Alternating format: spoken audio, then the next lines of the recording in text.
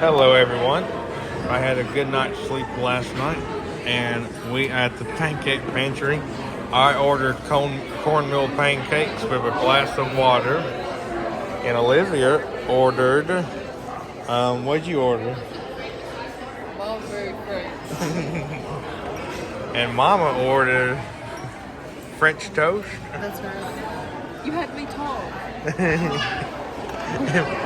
What did you order? I ordered cornmeal pancakes. Yeah. And bacon. And they have really good breakfast here. My favorites are the cornmeal pancakes, the wild berry crepes, and their French toast, and their buckwheat pancakes. And this is me over here. Into the way, bro. You're good.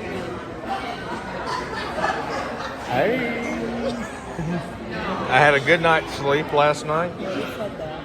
I did say that. Okay. And You can pause the video.